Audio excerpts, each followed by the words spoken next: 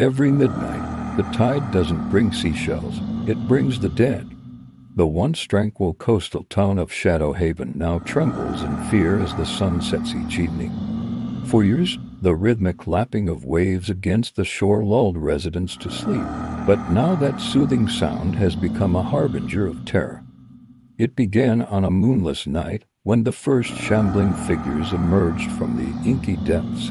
At first, locals dismissed the sightings as drunken hallucinations or elaborate pranks, but as more corpses crawled onto land night after night, the horrifying truth became impossible to ignore. The dead were rising from their watery graves, drawn by an inexplicable force to terrorize the living. Shadow Haven's quaint boardwalk, once filled with the laughter of families and the tinkling of carnival games, now stands eerily empty after dark. Shops are boarded up, their cheerful signs replaced by stark warnings. Stay inside after sunset. The lighthouse that once guided ships to safety now serves as a watchtower, its beams sweeping frantically across the turbulent waters for signs of the approaching horde. Local authorities were overwhelmed from the start. How does one fight an enemy that feels no pain, needs no sustenance, and never tires? The police chief, as grim-faced, told the whole story as he addressed panicked residents. "We were dealing with something beyond our comprehension. May God have mercy on us all." Scientists flocked to Shadow Haven, desperate to unravel the mystery. What could cause such an unprecedented phenomenon? Theories ranged from a toxic algae bloom reanimating deceased neural tissue to an ancient curse awakened by deep-sea oil drilling. But as the corpses kept coming, night after relentless night, answers remained frustratingly elusive. The military established a perimeter, but even their advanced weaponry proved ineffective against the endless waves of waterlogged undead. For every zombie cut down by gunfire, 10 more would stumble ashore to take its place. The soldiers' faces grew haggard, their eyes haunted by the realization that this was a war they couldn't win through conventional means. As word spread, Shadow Haven became a macabre tourist attraction. Thrill seekers and paranormal enthusiasts flocked to the town, hoping to catch a glimpse of the impossible. But their excitement quickly turned to terror when they realized the true horror of what they were witnessing. Many never made it out alive, their screams lost in the cacophony of groaning corpses and crashing waves. Local teenager Mia Holloway emerged as an unlikely hero in the chaos. The aspiring marine biologist had always been fascinated by the ocean's mysteries, but nothing could have prepared her for this.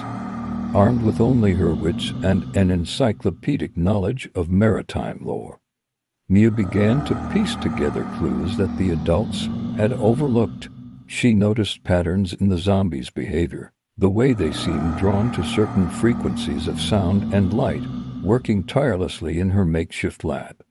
Mia developed a prototype device that could potentially repel the undead, but would it be enough to stem the relentless tide as Shadow Haven teetered on the brink of annihilation? Unlikely alliances formed. The grizzled fisherman Hoodie lost his entire crew joined forces with the bookish librarian Hoodie uncovered ancient texts speaking of similar phenomena. Together, they scoured forgotten caves and long-abandoned lighthouses for any scrap of information that might save their home. The town's resident psychic, once dismissed as a charlatan, now found herself besieged by desperate citizens seeking answers. Her cryptic visions of the sunken city and the Coral Crown took on new significance as the crisis deepened. Was there a supernatural element to this nightmare that science alone couldn't explain? Meanwhile, deep beneath the waves, something stirred in the crushing darkness of the ocean floor. Ancient eyes opened for the first time in millennia. A malevolent intelligence, long dormant, sensed the chaos it had wrought on the surface world, and it hungered for more. Back on land, Shadow Haven survivors huddled in makeshift shelters, praying for dawn. Each night brought new horrors. As the zombies grew more numerous and seemingly more organized in their attacks, Families were torn apart, both literally and figuratively, as loved ones succumbed to the relentless assault or were forced to make impossible choices. The world watched in morbid fascination as footage of the zombie tide went viral.